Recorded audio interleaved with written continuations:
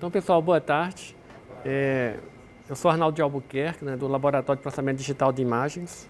E eu vou falar um pouco sobre a evolução da tecnologia e a necessidade da gente cuidar para conseguir preservar esses dados. Tá? Então, eu vou estar sempre mostrando a tecnologia antiga e a moderna. Tá? Eu tenho aqui uns quase 200 slides, então vou... uma palestra tem um pouco, é para uma palestra maior, para 2 horas, mas eu vou tentar mostrar isso a vocês. Eu reduzi já bastante, mas eu vou tentar mostrar em 1 hora, tá? Então, nosso laboratório foi criado em 1990. No início, nós trabalhávamos com processamento de imagem, né? Mas aí, com o passar do tempo, a gente teve que entrar também no vídeo, para atrair mais estudantes, tá? Então, e atualmente a gente trabalha bastante com a descoberta do conteúdo visual em imagens e em base de dados de imagens e vídeo. Tá? Então, nós estamos bastante interessados, atualmente no laboratório, em extrair informação, tipo detecção de eventos em vídeos, né? Como vídeos de vigilância, de pornografia, esse tipo de coisa. Né? Então, né, a internet é uma grande fonte de dados para isso daí, para o nosso trabalho. Né? E a gente tem trabalhado, então, com essas coisas de vigilância, né, detecção de pornografia, tá? De violência. Né? Então, esse aqui é o sumário da minha apresentação. Né? Eu vou tentar levantar o problema inicialmente, né? E depois ir mostrando, né, essa evolução da tecnologia. Né? Então, a gente sabe que hoje em dia, né, isso não é mais o futuro. Né? Até uns 10 anos atrás, as pessoas discutiam sobre isso, né? Que a tecnologia digital, né, seria uma coisa do futuro. Mas, atualmente, a gente sabe que, né, praticamente toda a mídia que a gente tem, ela já é gerada, né, ela já nasce digital, mesmo que ela seja entregue ainda no formato analógico, como jornais, né, os filmes, né, e livros, né, embora algumas pessoas já gostem de ler livros né, usando, né, esses leitores eletrônicos. Né. E então, existem alguns problemas para você, quando você tem essa tecnologia digital. Né? No caso, você precisa, né, manter, né, o seu dado, a sua informação, né, fluente. Tá? E existe também o problema da persistência e uma coisa que influencia bastante, né, é a falha dos suportes que estão armazenando essa informação. E outra coisa importante é a evolução da tecnologia. Então, a gente pode pensar em fazer migração, né, onde a gente passa o conteúdo de uma mídia que está ficando obsoleta para uma mídia moderna, né, ou então você tenta fazer também a emulação. Né. Então, um problema importante nisso daí seria a indexação. Né.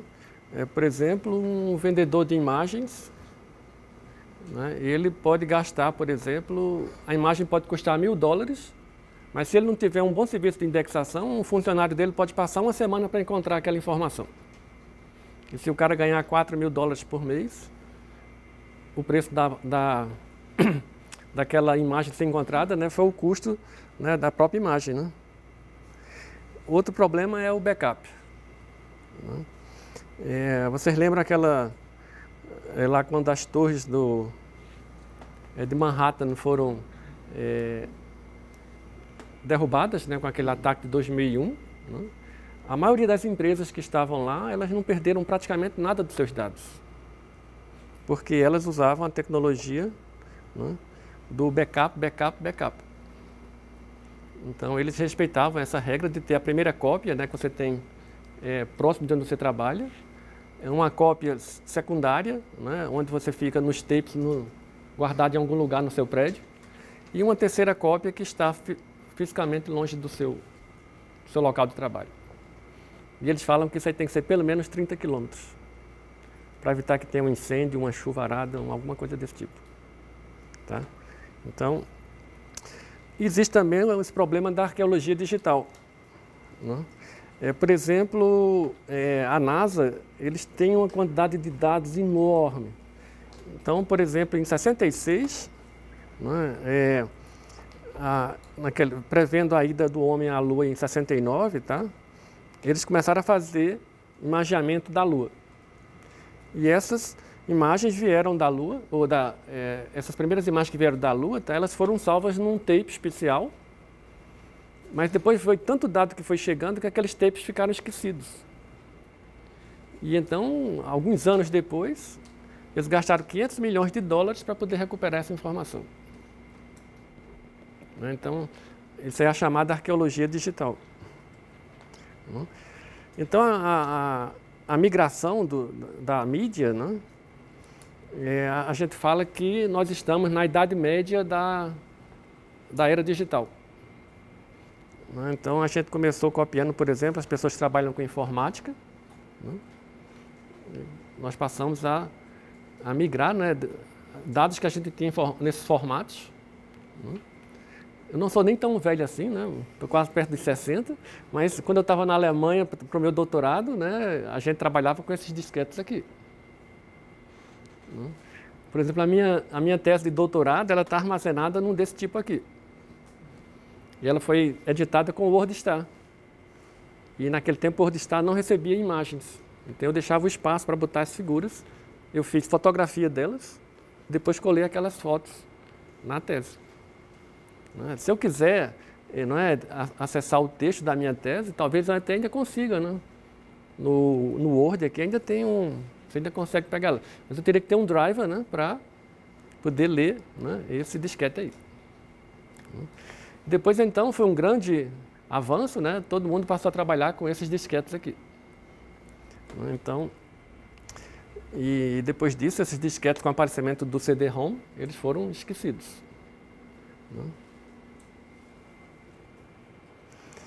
No áudio a mesma coisa, né? A gente costumava, né, na minha época, o jovem adorava ter um audiocassete, uma fita cassete, né?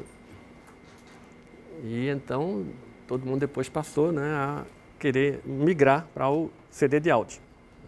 Nas fitas VHS também, né, com o aparecimento do DVD, né, tudo foi melhorando. E as próprias produtoras de televisão tiveram que migrar também dos seus formatos analógicos. Então aqui tem uma espécie, esse slide aqui mostra mais ou menos tudo o que tem se passado, né? As pessoas que têm slides, LPs, né, fitas VHS, né, têm tentado migrar para um formato mais atual. E aqui então mostrando ainda, por exemplo, o filme Super 8 doméstico, tá? Todo mundo tentando passar seu material analógico para um formato digital. Então, por exemplo, nas câmeras digitais, né, elas começaram a ser possíveis graças ao desenvolvimento dos sensores, tipo CMOS e CCD, né, na década de 60, né, o CCD um pouco mais tarde. Né. E então aqui é o protótipo da câmera digital, né, um engenheiro da Kodak. Esse pessoal, eles tinham conversores analógicos digitais de temperatura, de termômetros, e eles então, com as câmeras que eles tinham, transformaram, né, através do sensor, né, eles captaram a luz, tá, e salvaram a informação num gravador de fita VHS. E para ver a imagem depois, você tocava, né, tinha um protocolo que você convertia então aquela informação numa imagem que você via na televisão. Então vocês imaginam esse engenheiro da Kodak, que era o maior fabricante de película do mundo, né, ele mostrando para aquelas pessoas a possibilidade da existência de uma câmera digital que ia deixar todo mundo desempregado. Não? Então, em 81, a Sony desenvolveu essa câmera chamada Mavica. No caso, ela conseguia armazenar nesse disquete, né, era analógico, tá? Ela conseguia armazenar 50 fotos analógicas naquele disquete. Posteriormente, essa câmera virou uma câmera digital. Aqui em 1990, o protótipo, tá? Essa câmera foi muito querida porque ela usava um disquete. Então, as pessoas chegavam em casa e colocavam no driver do PC para ter acesso às imagens. E aqui tem um protótipo dela usando ainda o disquete externo. Tá? Só depois que eles embutiram internamente da câmera. E isso aqui mostra como era a situação se você era um profissional e você queria fazer fotos com essa Mavica, né? Então, se você viajava, você levava um pacote de disquetes, né?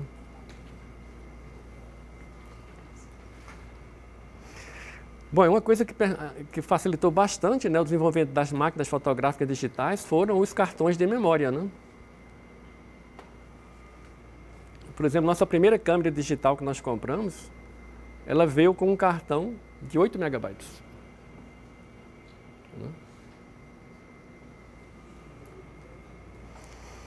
Os pendrivers também, né, é uma tecnologia que avançou bastante, né? Esse slide aqui é só para dizer a vocês que, por exemplo, na Inglaterra, em 2011, as lavanderias encontraram 8.000 pendrivers nos bolsos dos paletós dos clientes. Então você vê que é uma tecnologia que está bem difundida, né? E então tem essas piadas também, né? O fotógrafo era um fotógrafo antigo, né, que passou a trabalhar com digital, e ele reclamando que ele não aguentava mais de comprar tantos cartões de memória, né? O que é que ele estava fazendo, né? Ele tirava as fotos e guardava o cartão em vez de passar para o computador. Então ele não fazia o armazenamento correto. Então essas câmeras foram evoluindo, né? O grande público passou a ter acesso. No começo era de 1 megapixel, 2 megapixels, 3 megapixels, né? Hoje em dia você compra uma maquininha barata com 16 megapixels, 20 megapixels, né? Então essas câmeras foram evoluindo, né? As câmeras científicas também, né? E, né, os museus e os arquivos passaram a usar essas câmeras digitais para poder digitalizar formato grande, tipo plantas, né, mapas antigos e todo esse tipo de coisa, né? E então foram desenvolvidos os chamados back digitais, né, que, por exemplo, é da Escola de Belas Artes, nossos colegas aqui do campus, né, eles têm um back digital de 60 megapixels, né, que gera uma imagem de 180 megabytes. Então eles imaginam as telas que vão ser tratadas, processadas, né, para fazer limpeza, esse tipo de coisa. Tá? Então, esses backs já chegam hoje em dia a 80 megapixels, ou até maior do que isso, embora eles sejam um pouco caros, tá? Ó, $30.000 esse aqui para a Mamiya.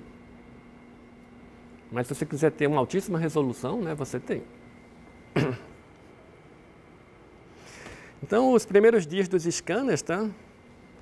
Esse pessoal aqui, esse laboratório americano, é o National Bureau of Standards, né? Eles pensaram em como que seria, né, você ter uma fotografia no computador. Então eles desenvolveram esse primeiro scanner, né? Olha o tamanho, né? 176 por 140 pixels. Né? E aqui atrás todo é o console do computador analógico, e aqui na frente está o scanner propriamente dito.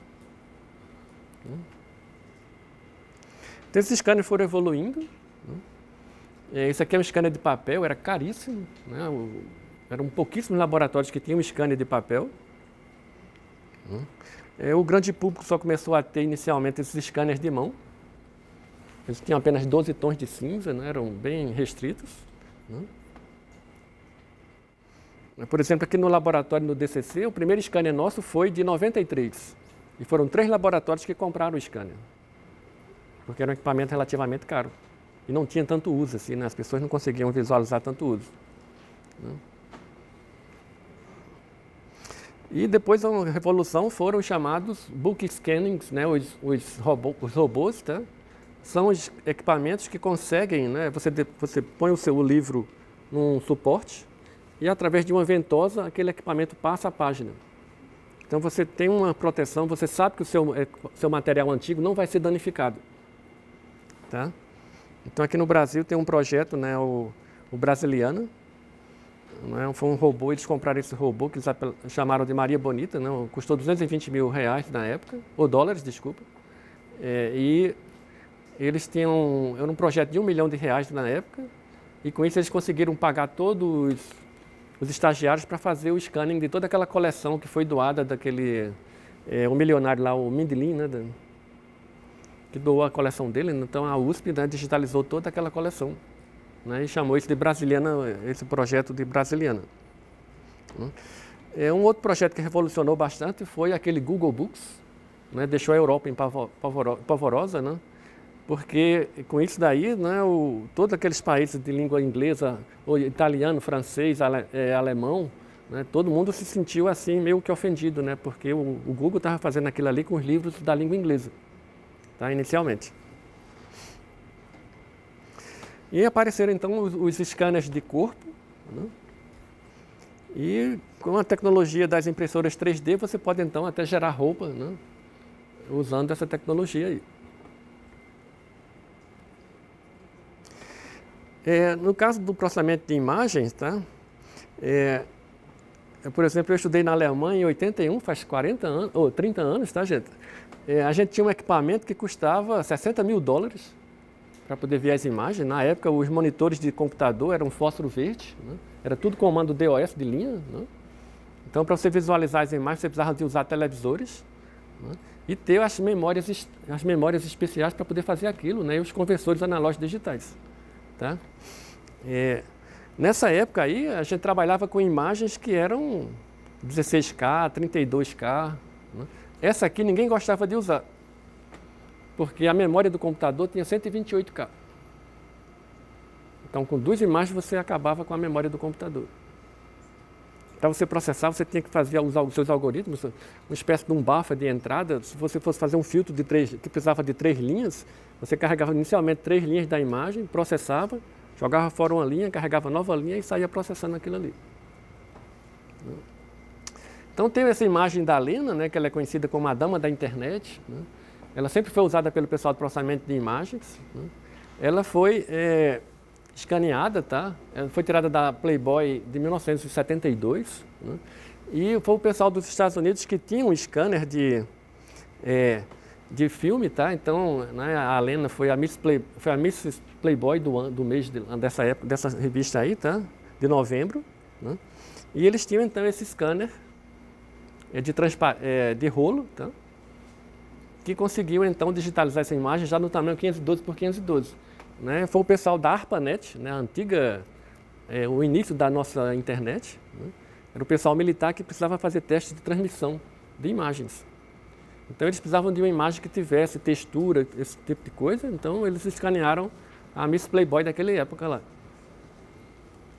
E aqui está a Lena, está em 97, né? Ela foi convidada para os 50 anos de fundação da Sociedade de Processamento de Sinais. Então ela é uma personalidade, né, da área, né? Nessa época aí a gente trabalhava com câmeras de vídeos analógicas, né? Nós tínhamos os frame grabber, né, para poder digitalizar as imagens, né? E para salvar a informação, né, a gente tinha esses discos externos, né?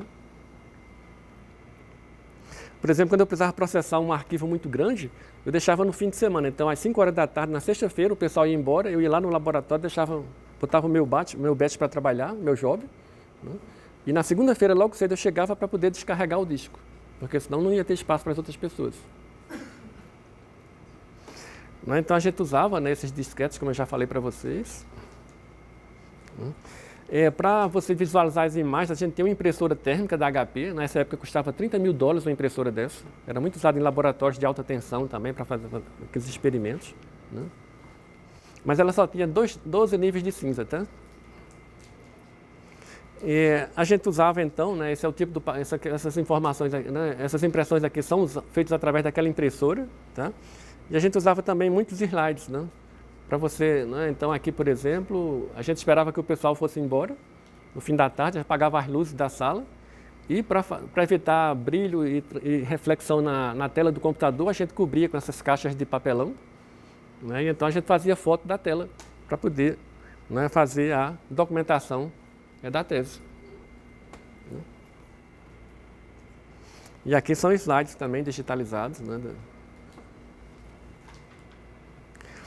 Por exemplo, o projetor de slide da Kodak de 63, né? Ele teve uma sobrevida maravilhosa, né? Até em 93 nós usávamos esses aparelhos aqui no DCC para as dissertações de mestrado de imagens, tá? Vocês imaginam que na época, tá, olha, os computadores pessoais era esse tipo de coisa aqui, ó. Você tinha que ligar num TV, né? Para salvar os seus programinhas, você tinha que usar um gravador de áudio, né? E assim, a coisa mais moderna que tinha então era o famoso Macintosh. E olha a memória do computador, 128K.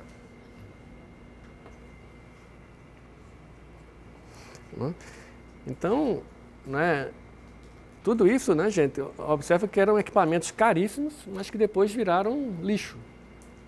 Só serve para museu, né?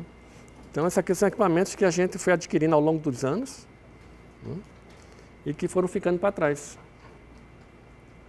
né? Nós temos aqui scanners, laserdisc, gravadores de vídeo, né? Toda essa coisa, né?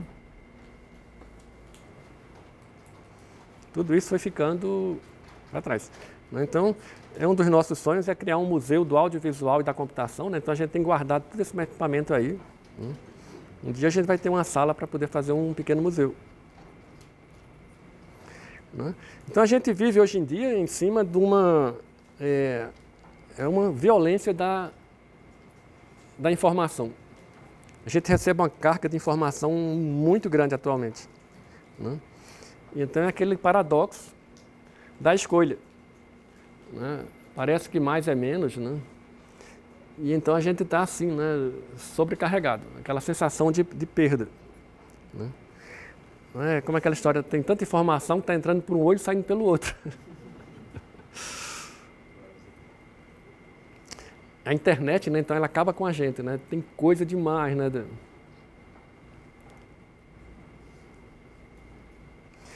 Por exemplo, os canais a cabo, né, eles te oferecem alguns 300 canais e mais um gravador para você ter 50 horas de gravação. Então você grava aquilo que você não pode ver, mas você nunca vê aquilo que você gravou, porque você não tem tempo. Por exemplo, uma cidade como Londres, eles têm tanta câmera de vigilância que o cidadão britânico ele é imagiado cerca de 300 vezes por dia. Teve uma senhora que ficou com raiva do gato, levantou a tampa da lixeira e botou o gato fora. Mas alguma câmera viu aquilo ali e o cara, por aquela maldade que ela fez, soltou na internet, então a senhora ficou muito malquista no quartel onde ela morava. Né? Por exemplo, a Biblioteca do Senado, tá? Em 100 anos, eles juntaram 300 mil fotos, filme, película. Né? Depois que apareceu a era digital, só no ano 2005, eles fizeram 300 mil fotos.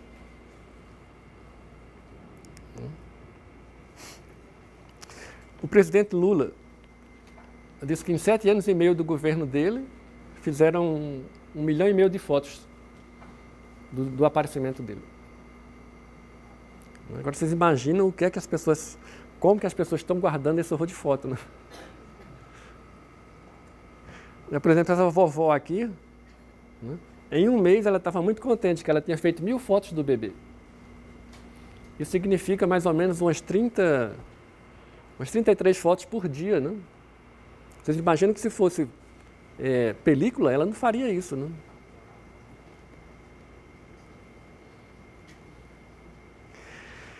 E aí então tem todos aqueles gadgets que foram lançados, né? Os iPads, os iPods, né? Todas essas coisas, né? Que aumentam ainda mais, né, a nossa facilidade de receber informação. O Google Glass, né, que ainda hoje não foi lançado, né? É provável que ele ainda não tenha saído por causa dos direitos, né? Porque com o óculos desse você está filmando todo mundo, né? Então... E é também, né, os smartwatches, né, agora, né, para você usar associado com o seu smartphone, né, para depois você assistir um programa na sua Smart TV. Então, você tem que ser muito smart para poder aguentar tanta informação. Né?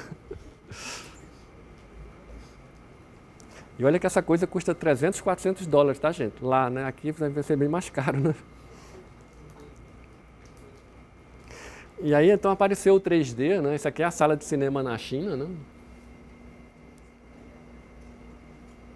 Diz que o preço lá era altíssimo, né? Porque os caras não queriam ver aquela tecnologia americana, né, sendo tão difundida, né? Então, esse pessoal que está aí é realmente o pessoal que tinha grana para poder assistir um filme tão caro.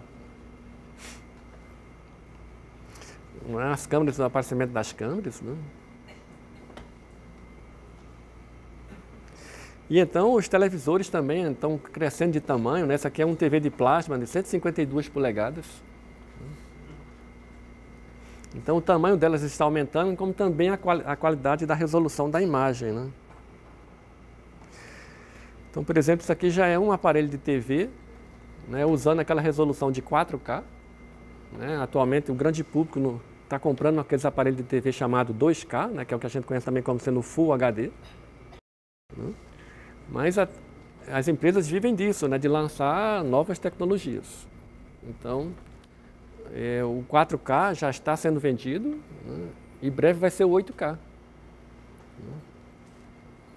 Então, e a tendência vai ser utilizar esses aparelhos de TV de uma tecnologia chamada OLED, que você tem um vidro curvo. Então diz que isso é a melhor coisa para o sistema visual humano. Em vez de você ver numa tela plana, você vê numa tela curva. Bom, eles falam também o seguinte, que o futuro do futuro disso daí, né, é que você vai ter TV em qualquer painel de vidro que você tenha na sua casa. O seu automóvel, as janelas todas, você vai poder ver televisão em qualquer vidro do seu automóvel. Né? E os japoneses já estão testando, então, as chamadas câmeras de 8K para televisão. Por exemplo, o Carnaval do Rio de Janeiro, o desfile das escolas de samba, foi filmado ano passado em 4K. E as Olimpíadas de Londres já foram filmadas em 8K. Então é muito provável que os japoneses vão estar aqui também para a Copa do Mundo. Né? E a ideia deles é transmitir, né, essa informação de alta resolução para que as pessoas possam assistir numa sala de cinema. Então, por exemplo, a Sony, os planos dela para 2014, né, eles vão atrás do chamado Premium Consumer, né, o consumidor de muita grana. O pessoal que compra sempre tecnologia moderna. Então eles acham que você vai ter câmeras de 4K à disposição, você vai ter... Você já pensou se eu ter o seu celular gravando com 4K de resolução? Não sei onde que eles vão conseguir botar tanto, porque isso gera um dado muito grande, né? Nos notebooks também 4K, tá? Então é isso que eles vão fazer inicialmente, né? E, por exemplo, o pessoal que começar a se aventurar no 8K, né, Hollywood já está fazendo, né, já tem scanners de filme, né, que pode gerar conteúdo com 8K. Né? Isso aqui é uma charge francesa, né, com o aparecimento lá do lançamento aquele filme Avatar em 3D. Né? Então o desempregado está aqui dizendo, opa, agora nós breve vamos ter mais uma maneira da gente viver melhor, né, com 3D em casa. Então aqui que eles falam, né, que a Copa do Mundo do Brasil vai ser imagiada como nunca foi antes, em altíssima resolução.